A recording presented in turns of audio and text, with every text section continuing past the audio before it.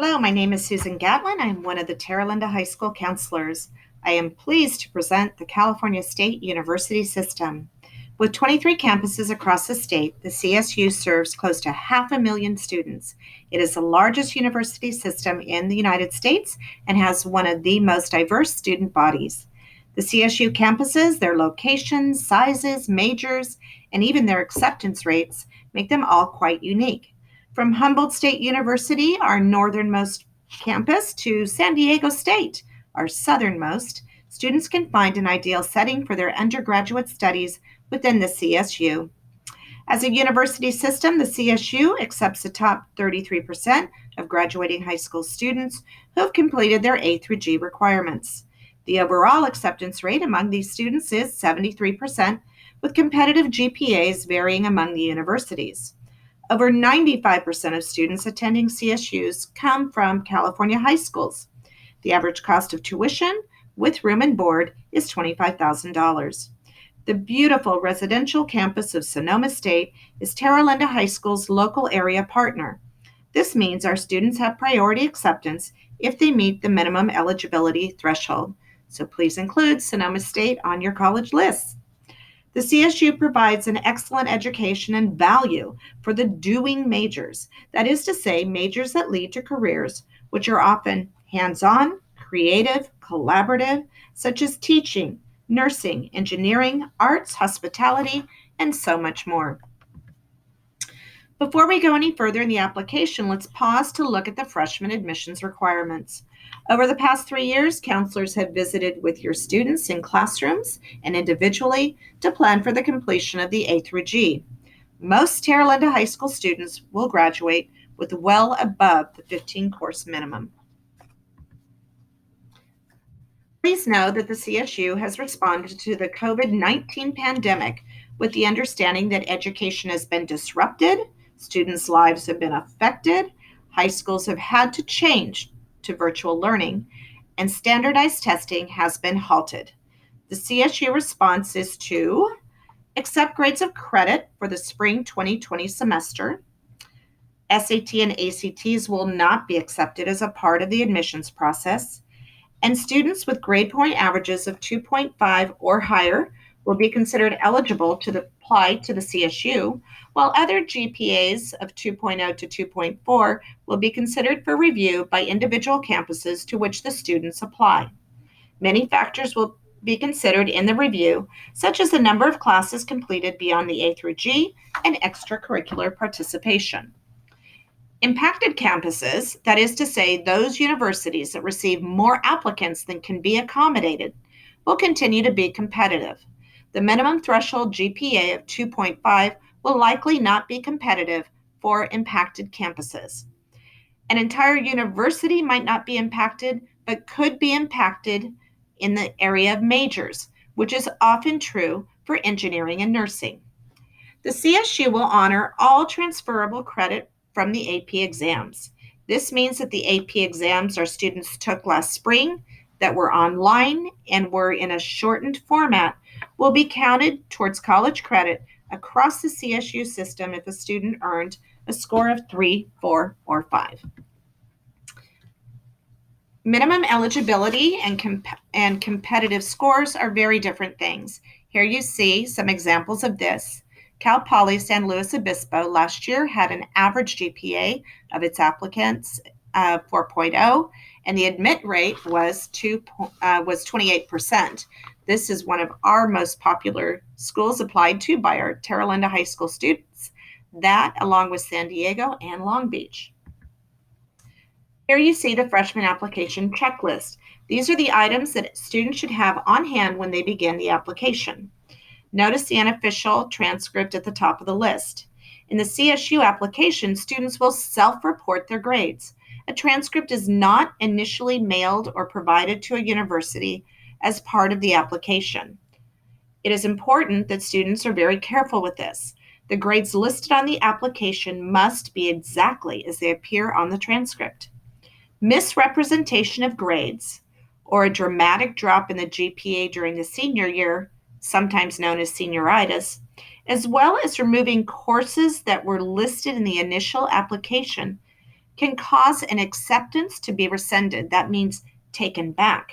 Remember, students, that the GPA you apply with is in essence your contract with the universities.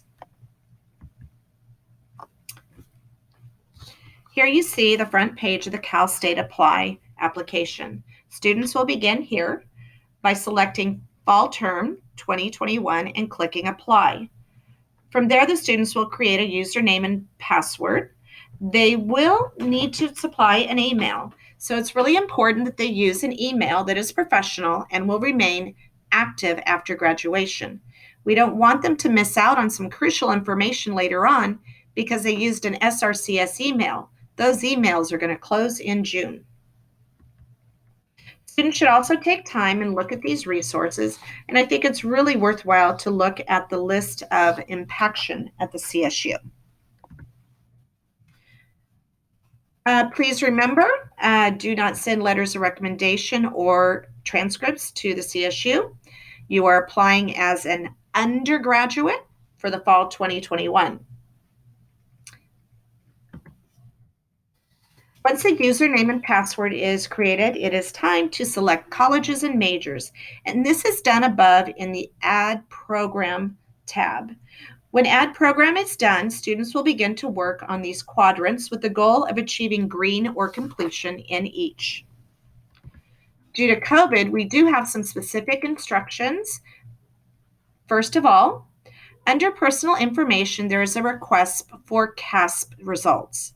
This is a standardized test usually taken by juniors in the spring. Due to shelter in place, this test was not given, so please indicate CASP not taken. Students will also be asked for their state ID number. This can be found in ARIES, and Social Security number will be a yes or no answer, with DACA students who have received a Social Security number answering yes. The big question on so many people's mind is, how are we going to record these senior courses? After much communication with representatives from the CSU, we have come to the following agreement. Students will select Terra Linda High School as their high school and then also select term type as semester. Since we are receiving 2 grades each semester, each grade worth 5 credits, please list the semester's classes as in progress for the fall and spring semester. List second semester as planned for the fall and spring semester. If you've completed the application early and done the section differently, the most important thing to remember is the final transcript must match your summary of courses and grades for this school year.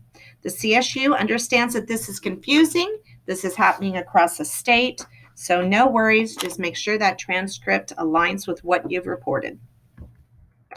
Fee waivers. Fee waivers will be granted based on information provided by the students and families in the personal information section. At the end of the application, when the student is ready to submit, a notification will be included about whether or not a fee waiver is being provided. Regarding dual enrollment, taking college classes while in high school, please remember you are a graduating senior with college credit. In other words, a first-time freshman to a 4-year college. Once you fill out this section, a pop-up will be added to your application where you can add your college coursework. Please remember to add college coursework to the college section. If you've taken classes outside of Terra Linda, like at BYU or Silicon Valley High School online, those will be additional high schools that will need to be added to the application. Then you'll be able to include the classes and grades. LOT, or language other than English. This is kind of a tricky one if you took a class at College of Marin. Remember that 1 semester class at College of Marin is being viewed by the CSU and the UC as equivalent to 2 years of high school. So when you get to this section, if you took, for example, ASL 101, you're going to write into LOTE, you're going to write college course, college course, college course, college course on those 4 semester lines. Regarding repeated courses, so courses that were repeated due to D and F grades, the CSU is your friend. You only need to report the highest grade. So highest grade completed on those repeated classes.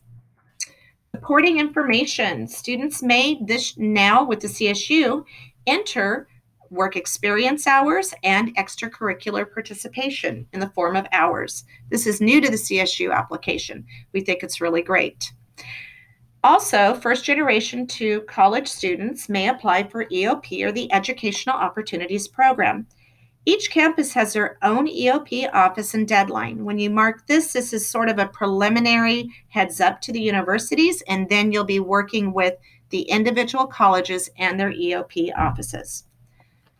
Regarding citizenship, if you do not have citizenship yet, you're going to mark no on this line, and then you're going to indicate that California is your permanent residence.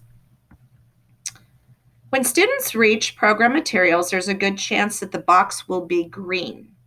This is because it is a section where more like additional information is added.